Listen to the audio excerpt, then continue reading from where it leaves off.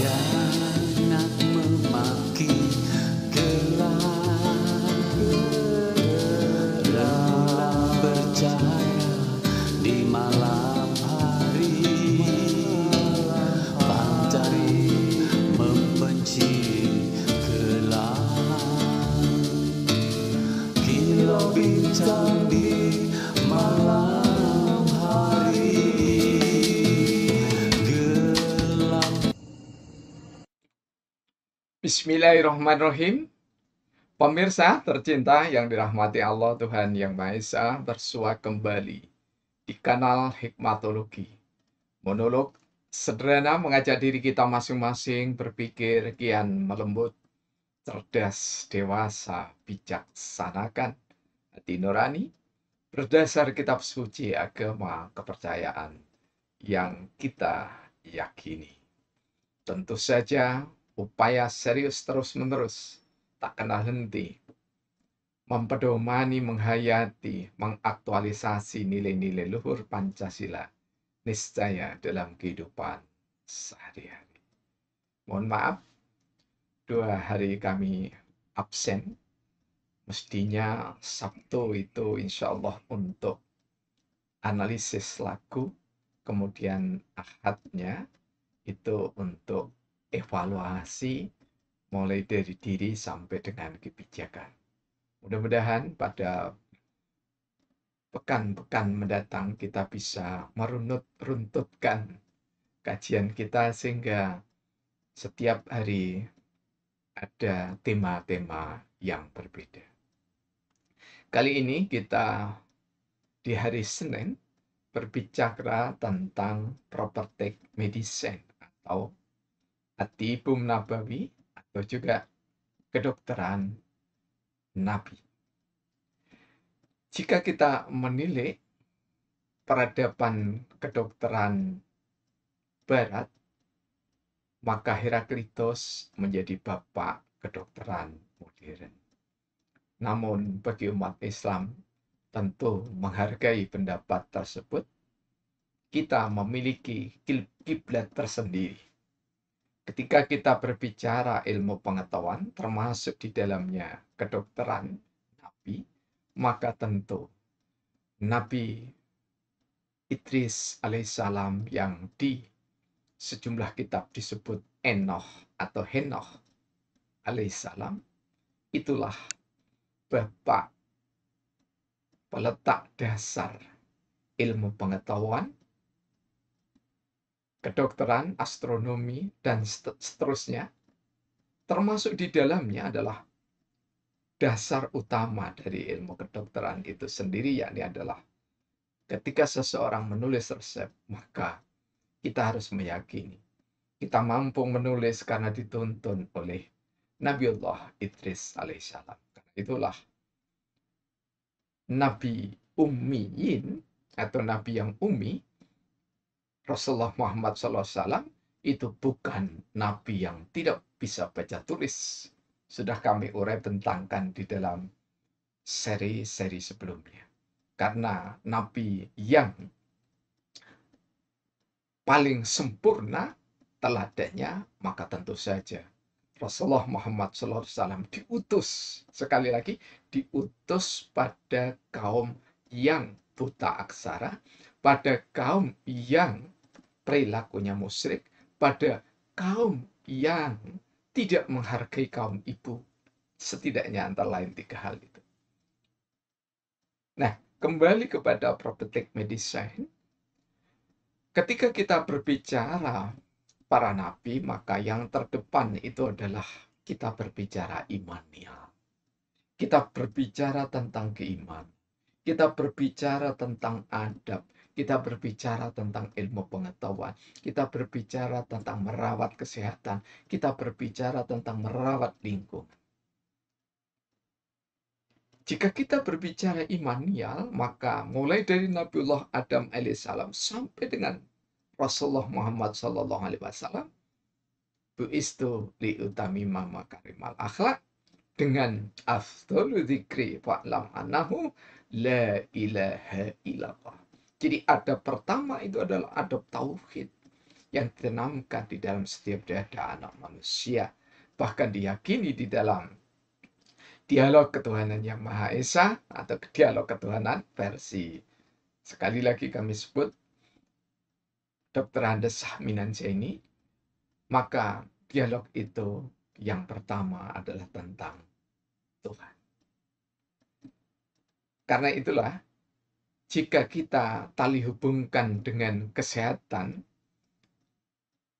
terutama kesehatan publik atau public health, ya, maka kesehatan yang bertalian dengan pemilihan umum tahun 2024, tanggal 14 Februari 2024 mendatang, tentu saja adalah kita harus sehat. Sehat secara imaniah. Mengapa harus sehat secara imaniah? Karena bangsa Indonesia yang sudah mengabadikan nilai ketuhanan yang Maha Esa di atas segalanya, mendasari segalanya, menjiwai seluruh sila-sila dari Pancasila, menjiwai dari seluruh sikap perilaku anak bangsa, maka imanial adalah keniscayaan. Imanial di sini adalah untuk menerjemahkan bagi kami secara akademis, secara cendekiawan, imanial yang kami maksudkan adalah keberimanan seseorang pada agama dan kepercayaan yang diyakini oleh bangsa Indonesia. Ratusan kepercayaan penghayat kepada Tuhan yang Maha Esa. Kemudian ada 6 agama yang dikelompokkan. Ada Hindu, Buddha, kemudian Katolik, Nasrani, Konghucu, dan Islam. Maka di dalam agama-agama besar itu masih ada taburan-taburan indah ragam mazhab pemikiran. Karena itulah menghargai adalah keniscayaan. Ketika kita sudah sampai pada kesehatan iman, yang berarti kita menghargai perbedaan betapapun yang sudah dirumuskan dalam sila ketuhanan yang Maha Esa, maka kita secara spiritual memiliki nilai yang sama. Yakni kita memiliki kebergantungan secara batin kepada Tuhan yang Maha Esa. Karena nilai spiritual ini bisa ditimba dari segala macam peradaban, termasuk di dalamnya para pelaku. Kalau dalam istilah sufi, makom-makom para sufistik, maka mengasah keterampilan spiritual tidak harus dibatasi oleh pemahaman dari kelompok tertentu atau kelompok agama dan kepercayaan tertentu. Seperti yang ketiga, kesehatan yang ketiga yakni adalah kesehatan intelektual. Gimana kolbu kita, ini bukan sekedar merasakan, tapi merasa. Jadi berpikir secara mendalam, dalam ungkapan Jawa disebut menggalih. Ini kami masih mencari padanannya. Kalau dengan otak itu memikir. Jadi kalau menggalih itu futuristik, jauh ke depan, meluas, melihat masa lalu, kemudian menganalisis data, bahkan memprediksi. Itu adalah pekerjaan intelektual. Jadi bersatunya kemampuan batin seseorang atau kecerdasan kolbu seseorang dengan kecerdasan otak atau pikir panca indriawi ini, maka akan menghasilkan sikap perilaku jika nanti dikaitkan dengan pemilihan umum, sikap perilaku yang rasional. Yang dipilih orang yang berketuhanannya kuat, kemudian yang secara spiritual juga memiliki pengelanaan atau jejak-jejak yang kuat, mampu beradaptasi dengan agama dan kepercayaan. Kemudian yang berikutnya, imanial, spiritual, intelektual, kemudian moral. Ketika seseorang itu dikatakan sehat, manakala dia memiliki sikap moralitas yang tinggi. Ketika kami SD, SMP, begitu ya, sampai dengan SMA, kita menikmati namanya pendidikan moral Pancasila. Dan ditata secara bagus melalui kebijaksanaan atau kebijakan politik TAP MPR nomor 2 MPR RI garing 1978 tentang Eka Prasetya Pancakarsa atau pedoman penghayatan dan pengamalan Pancasila, maka dituntun orang itu untuk memahami dasar-dasar moral Pancasila. Ini sekali lagi untuk kesekian kalinya. Ini mestinya masih dipertahankan.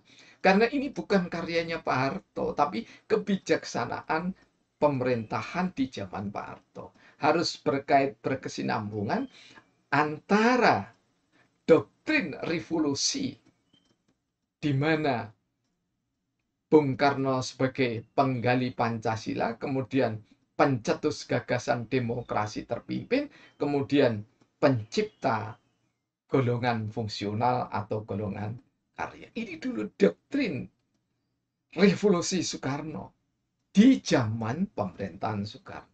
Ada kesalahan tentu diralat, dievaluasi, itu tentu kewajaran. Kemudian diteruskan oleh Pak Harto dengan Eka Prasetya Pancakarsa. Kemudian di zaman reformasi, sayangnya dasar negara disebut juga menjadi pilar. Sehingga ada 4 pilar. Dan 4 pilar ini sampai sekarang tidak jalan. Jadi jalannya di tempat. Kenapa kami sebut tidak jalan? Karena tidak mengakar sampai ke masyarakat paling bawah. Tujuan mulia mendidik tokoh-tokoh kemudian untuk mengenal 4 pilar justru tidak sampai merembes ke bawah. Karena itu solusi yang paling bagus untuk pendidikan moral Pancasila adalah bagaimana mendaya gunakan guru dan dosen, terutama yang membidangi Pancasila dan kewarganegaraan, itu untuk Cancut Taliwondo, untuk saya Proyo, ikut melu Hangruk Kepihandar Beni untuk pendidikan kebangsaan kita, bekerja sama dengan perusahaan-perusahaan CSR, termasuk di dalamnya, ditata oleh Presiden Republik Indonesia. Jadi presiden itu disibukkan juga untuk menata ideologi. Tidak harus penata. Ya. Dialog-dialog cangkruan-cangkruan versi kampung itu lebih bermanfaat, lebih mengena dan berbiaya ringan sekali. Kemudian kita juga harus memiliki kekuatan yang keberapa tadi ya? Imanial, spiritual, intelektual, moral, kemudian kita juga harus memiliki mental. Mental yang bagus, mental yang membaca, melahirkan pejuang-pejuang kesatria-kesatria kusuma bangsa. Antara lain kita bisa melihat yang senantiasa diperingati Hari Pahlawan, yakni adalah dengan fatwa jihad Kiai Haji Hasyim Asy'ari atas permintaan advis atau saran dari pemerintah yang dalam hal ini Bung Karno soan mendatangi Syekhuna Kiai Haji Hasyim Asy'ari, dan keluarlah fatwa jihad bahwa mempertahankan kemerdekaan itu adalah bagian dari iman dan bagian dari menjaga kesatuan atau menjaga persatuan negara Republik Indonesia. Waktu itu belum NKRI. Kemudian kita juga harus memiliki kesehatan sosial, kepekaan sosial. Lagi-lagi di zaman Pak Harto hingga di zaman Bung Karno hingga Pak Harto ada Hari Kesetia Kawanan Sosial yang degupnya terus disuarakan pada saat zaman Orde Baru. Ketika reformasi tiba, hari kesetiakawanan sosial itu tinggal hanya kenangan. Kalau tidak disebut kenangan, hanya sekedar peringat. Mestinya ini dipupuk, ditumbuh kembangkan, sehingga kesehatan sosial masyarakat bangsa Indonesia ketika menghadapi pemilihan umum, betapapun beda antara visi misi Prabowo, kemudian Ganjar, Anies Baswedan, semuanya sudah dalam tanda petik disepakati setidaknya oleh kelompok-kelompok partai tertentu. Kemudian didukung oleh rakyat Indonesia. Silahkan pilih mana yang paling tepat. Pertimbangkanlah setidaknya dengan 7